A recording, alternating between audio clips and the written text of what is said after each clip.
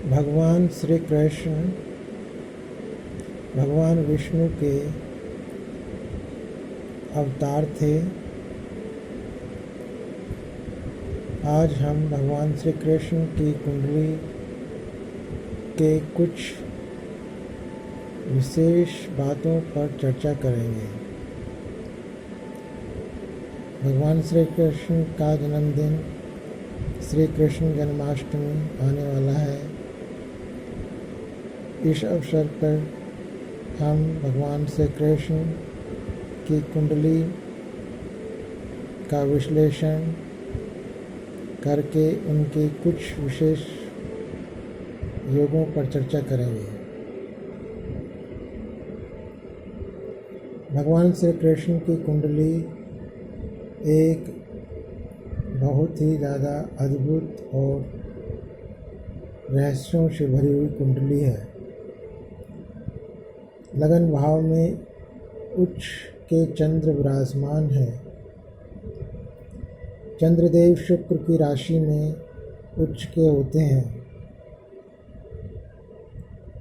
लगन भाव से चंद्र का संबंध है, उच्च के चंद्र का संबंध, और लगन भाव से शुक्र का संबंध है क्योंकि लग्नेश शुक्र है। लगन भाव से चंद्र और शुक्र का संबंध होने की वजह से भगवान श्री कृष्ण अत्यंत ही खूबसूरत थे, रूपवान थे। उनकी छवि विश्व प्रसिद्ध थी। उनके रूप के सब दीवाने थे। वे बहुत ही सुंदर थे।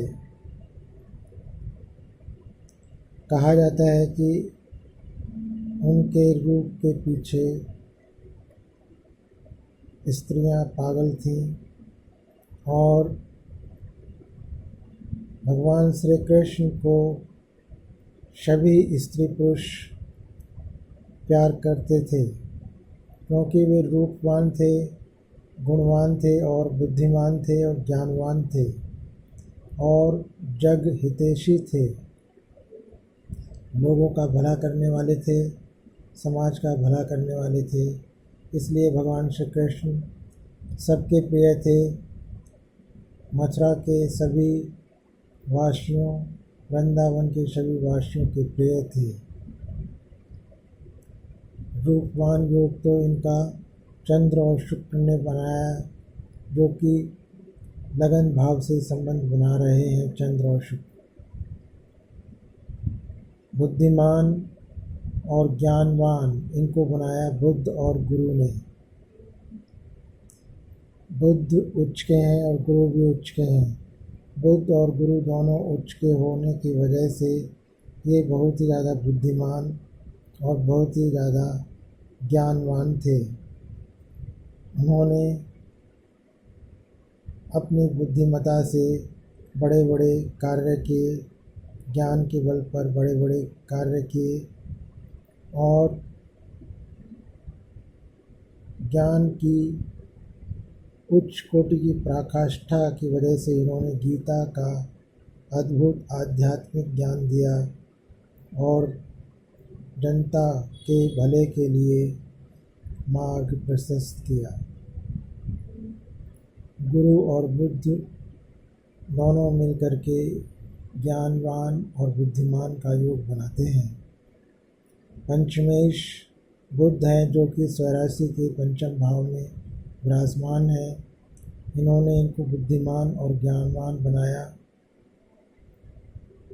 और इनको दुर्लभ सिद्धियों की प्राप्ति थी।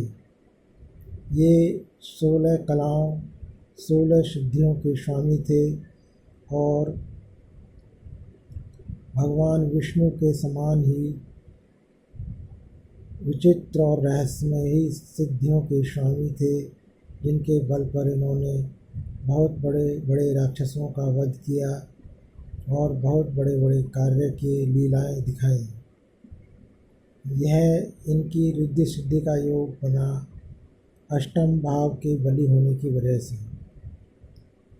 अष्टम भाव के स्वामी गुरु महाराज बृहस्पति देव उच्च के होकर के बैठे हुए हैं तृतीय भाव में। अष्टमेश बलि हैं, उच्च के हैं और गुरु हैं। इससे इनको सिद्धियों की प्राप्ति हुई। और अष्टम भाव के कारक ग्रह शनि और केतु होते हैं। शनि की दृष्टि यानी कारक की दृष्टि अष्टम भाव पर है। केतु की दृष्टि जो कि कारक ग्रह है अष्टम भाव के, इन दोनों ग्रहों की दृष्टि भी पड़ गई। इस वजह से गुरु और शनि और केतु इन तीनों ने मिलकर इनको उच्च कोटि का आध्यात्मिक ज्ञान संपन्न बनाया और दुर्लभ सिद्धियों का स्वामी बनाया।